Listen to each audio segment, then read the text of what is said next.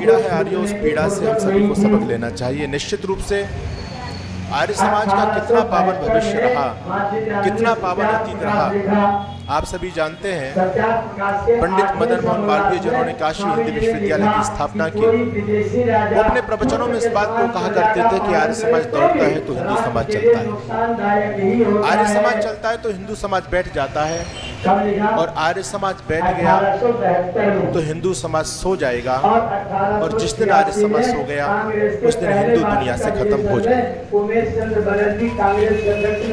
आज जो समस्या हमारे सामने आ रही है, निश्चित रूप से इस बात को आपको स्वीकार कर लेना चाहिए कि कुछ न कुछ शिथिलता हमारी कार्यशैली में आई। आर्य समाज के भविष्य में ही सनातन का भविष्य संरक्षित है, आर्य समाज के भविष्य में ही राष्ट्र का भविष्य संरक्षित है। यदि आप इस राष्ट्र को, इस जगत को, इस भारत भूमि को दोबारा से विश्व गुरु की पावनतम पदवियों तक पहुंचाना चाहते हैं तो आपको आर्य समाज को दोबारा से जीवंत करना पड़ेगा, दोबारा से इसके अंदर ऊर्जा का संचार करना पड़ेगा, और फिर हम दोबारा से इस भारत भूमि को पुण्य भूमि और जगत गुरु जैसी पदवी से अलंकृत कर सकते हैं। महर्षि दयानंद जी महाराज कहते थे कि आर्यावर्त देश ऐसा है जिसके सदृश भूगोल में कोई दूसरा देश नहीं है। जो पारसमणि पत्थर सुना जाता है वो बात तो झूठी है। आप लोगों ने पारस पथरी की कहानी सुनी होगी। हमारे पूर्वज कहते थे कि एक पारस नाम की पथरी होती है, और उस पथरी की विशेषता ये होती है कि यदि उस पथरी को लोहे से स्पर्श कर दिया जाए तो लोहा भी कुंदन यानी सोना बन जाता है।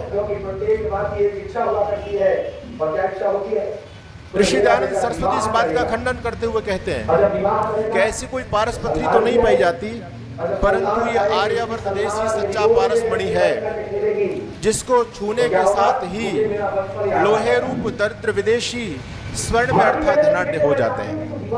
आप जब देश के अतीत के पन्नों को पलट करके देखेंगे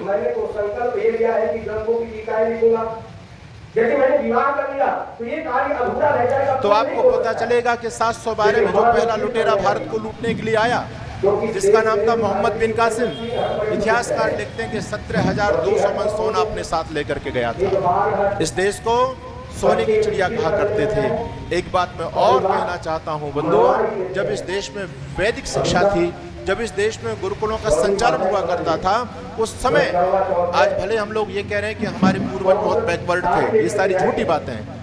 हमारे पूर्वज वो महानतम वैज्ञानिक थे जिन्होंने दुनिया को विज्ञान के सारे सिद्धांत दिए थे। और मैं बताना चाहता हूँ, जब तक हम दुनिया के लोग वेदों पर चलते थे, भारत के लोग, तब तक दुनिया के अंदर भारत का निराला स्थान था। इस देश को लोग विश्वगुरु कहते थे। आज भले हमारे देश के अंदर बड़े बड़े विश्वविद्यालय हैं बंधुओं, लेकिन बड़े बड़े विश्वविद्यालय, यूनिवर्सिटी, बड़े बड़े कॉलेज होने के बावजूद आज दुनिया में हमारे भारत को कोई विश्वगुरु नहीं कहता।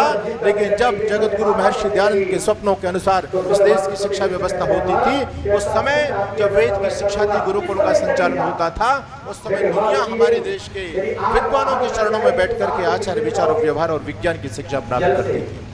जिस समय हमारे देश में वेदों की शिक्षा थी, उस समय ना तो विज्ञान में दुनिया में हमारा कोई स्थानीय होता था, और ना भौतिक संपत्ति में दुनिया में हमारा कोई स्थानीय था।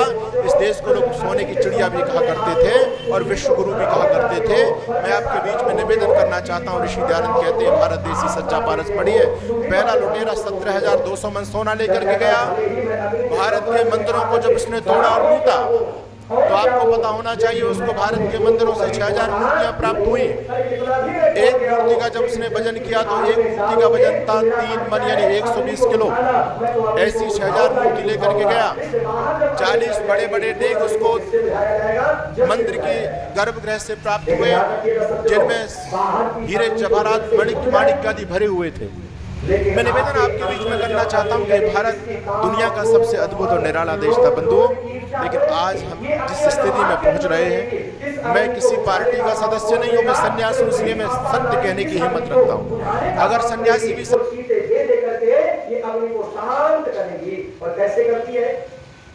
पति पत्नी प्रथम रात्रि है, पति पत्नी की दोनों कमरे में बैठे हुए हैं, और पत्नी ने पति को देखा और देख करके समझ के मेरे जो पति की स्थिति है वो पतन की स्थिति है। एक से मैंने पूछ लिया, भाई पत्नी किसे कहते हैं?